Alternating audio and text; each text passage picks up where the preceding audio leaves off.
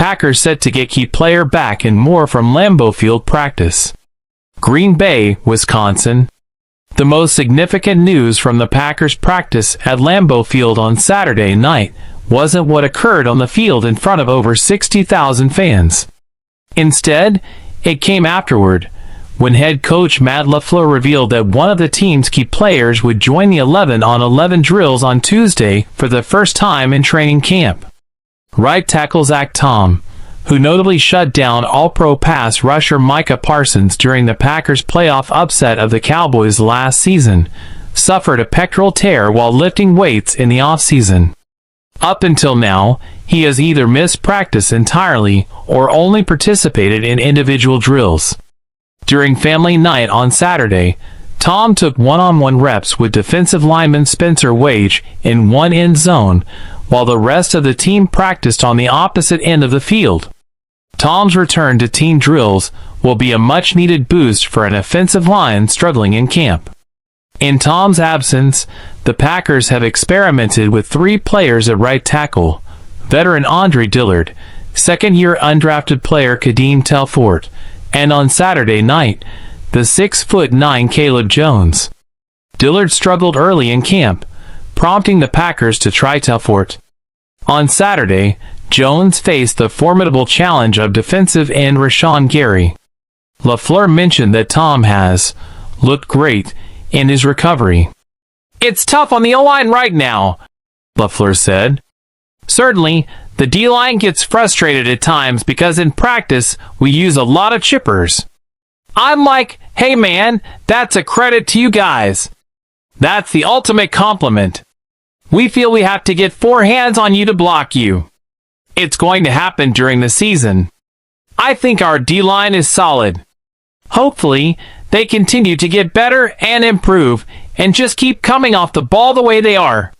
Tom, a 4th-round pick in 2022, expressed his eagerness to join team drills and noted that missing Saturday's practice, attended by a large crowd, was particularly tough. While Tom doesn't expect to participate in every 11-on-11 rep right away, the Packers are eager to have him back in any capacity, recognizing his Pro Bowl potential in his 3rd season. "It's probably going to be a work in progress," Tom said about his recovery. "I've never dealt with this injury before. I'm sure there will be some challenges to work through, but the only way to know is to start playing football." 5 more highlights from Saturday night's practice. 1. Jaire Alexander's entertaining one-on-ones. Watching cornerback Jaire Alexander during one-on-one drills is always thrilling because it often features the best matchups. Typically going against wide receiver Romeo Dew, on Saturday, Alexander took 4 reps against different players. He had tight coverage on Dew, forcing an incompletion on a shallow fade from quarterback Jordan Love in the right end zone. He also impressively broke up a pass intended for receiver Dontavian Wicks, ending with some playful trash talk and a high five. Alexander allowed a catch to wideout Malik Heath near the far right pylon in an end zone drill, though it was unclear if Heath crossed the goal line. Alexander's final rep saw Love deliver a perfect deep ball to Christian Watson for a touchdown, despite Alexander's solid coverage. 2. Tucker Kraft anticipated return. Tom's return to team drills isn't the only significant development for the Packers next week. LaFleur mentioned the team hopes to get second-year tight end Tucker Kraft back in some capacity as well. Kraft, who also tore his pectoral lifting weights in the offseason, hasn't participated in camp yet. After Luke Musgrave missed significant time with a lacerated kidney last season, Kraft stepped up, catching a touchdown in the divisional round against the 49ers. Kraft and Musgrave, selected in the 2nd and 3rd rounds respectively in last year's draft, could form a formidable tight end duo if they stay healthy. 3. Kicking competition. Saturday night was the busiest open practice yet for kickers Anders Carlson and Greg Joseph. Joseph, who started the night with a 4-kick lead over Carlson, narrowed the gap by going 8-for-9 with makes from various distances, including 33, 43, 45, 47, 49, 52, and 55 yards, missing only from 57 yards. Carlson now stands at 33 of 40 on field goals during 10 open practices. Joseph made 7 of 9 on Saturday, with misses from 54 and 57 yards, bringing his camp total to 36 of 40.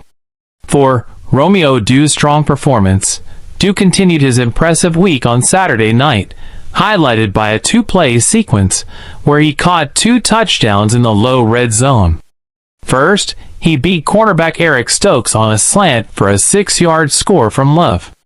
Then, Love lofted a pass to Dew in the back left corner of the end zone, where Dew made a leaping catch over cornerback Kayshawn Nixon for a 3-yard touchdown. Dew has become a key red zone target for Love, demonstrating why he should be the quarterback's first look in critical moments.